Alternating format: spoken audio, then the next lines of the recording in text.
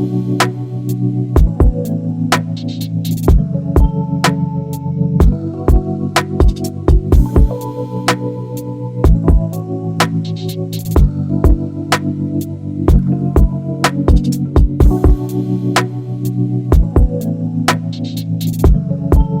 welcome. Part 4, Franklin Lynch story. And this is where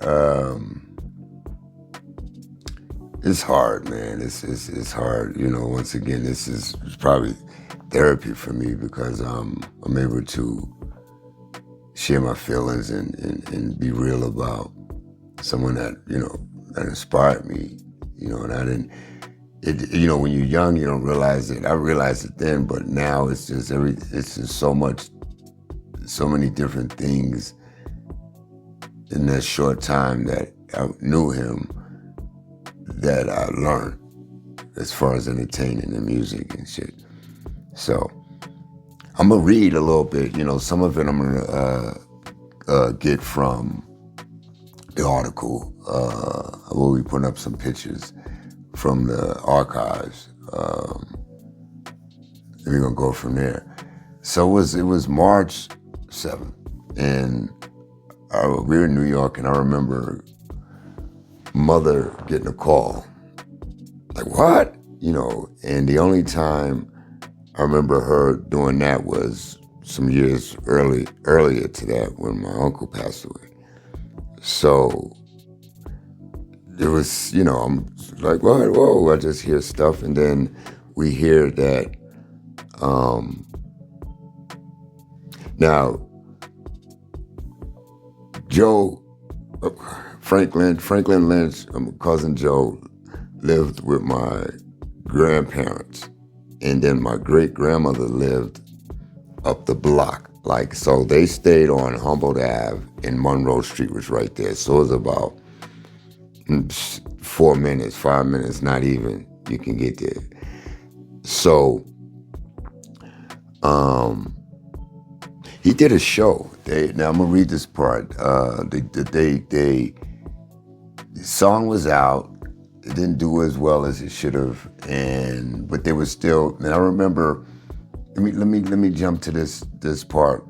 When the song came out, the actual physical copy of the song, and we went and he gave us some. He was upset. He was upset. It was a couple of things. One of the main things he was upset was the name.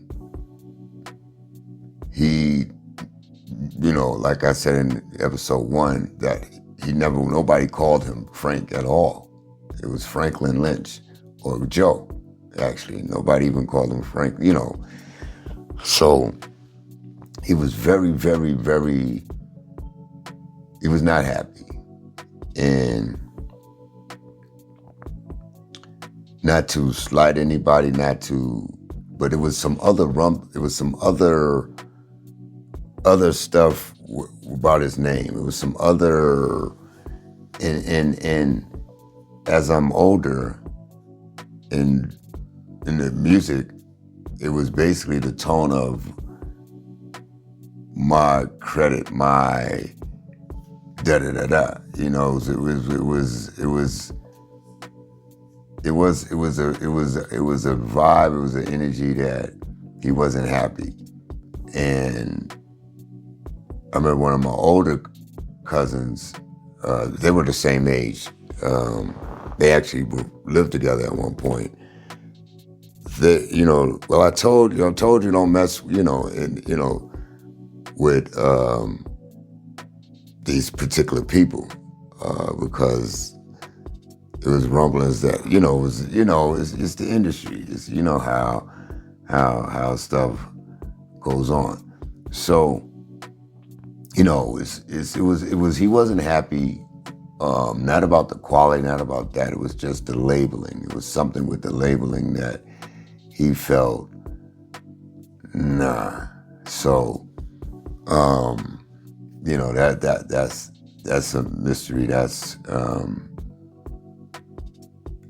You know, I wish I knew exactly, but it was really something. I know one of them was the name for sure. So they had actually did a show. I believe it was on a Friday night. A young girl was rumbling and was getting ready to do better and better. Let me put this a little that way. So on Friday night they were playing at him and Herschel were playing at this famous Boston club called Paul's Mall. At the time, he was living, like I said, living with my grandparents, which is his aunt. They said after, he was actually living with Herschel as well, but he said after the show, Herschel was driving Frank home and said Frank began to act funny and kept talking about death and how he knew he was going to die that night. Lynch got into an argument with his aunt, which escalated into a physical fight. A neighbor called the police and Okay. So my mother gets the call and, she said, oh, well, so what we hear is he got into an argument with my grandfather, my grandmother, and he pushed my now, and they lived in Boston. It was these sliding glass doors that led to the backyard that he pushed my grandfather through the backyard, right? So, I don't know what was going on. I don't know. So then they say that after that, he runs to my great-grandmother's house, which he, and while's out there, just does things. The neighbors call the cops. Cops come, somehow he dislocates his shoulder. So they take him to the hospital. Boom. Now, we get the call again that he's at the hospital at this point. Boom. So, okay. So the rumblings still is going to get. So now we're going to jump to the Boston Magazine article that Carly did. Okay. So give me 1 second. All right, so boom. When he arrived, he goes to, cops come, they take him to Boston City Hospital on the morning of March 7th, 1970. They said he seemed lost. He had busted his shoulder, was dislocated. The nurses thought, busted his shoulder, separated, the nurses thought. And yet he refused to let them near it. Even as his behavior grew increasingly erratic, when he was officially admitted and traded his street clothes for hospital Johnny, a nurse asked him why he wore a watch with nothing inside the glass. Lynch told her he had special ability to tell time from an invisible clock. Once settled, he refused painkillers. He asked for Bengay and ice cream.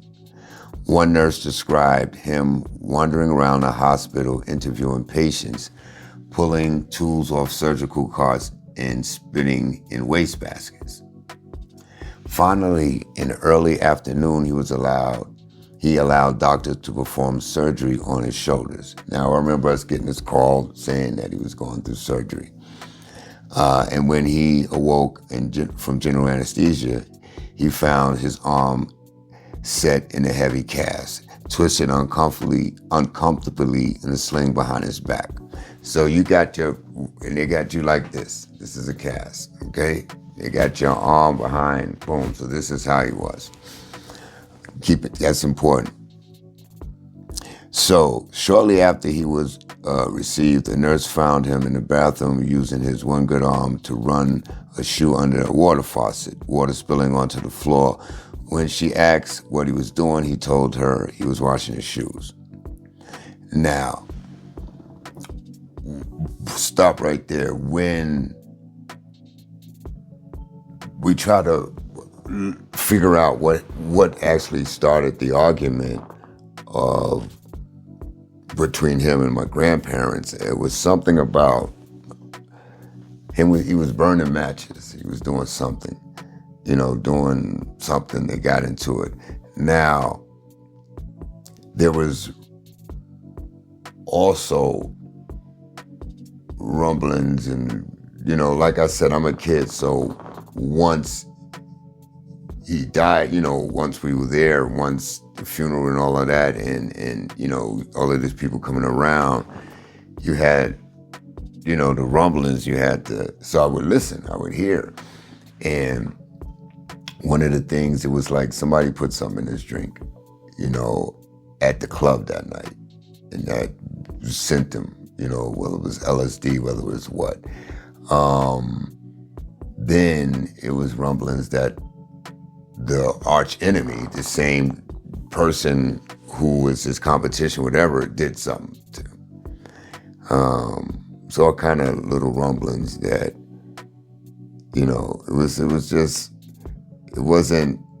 it didn't make sense, to perform, sing, do good, get off stage, have a drink or whatever you did, you and Herschel ride home and you start talking, wild stuff.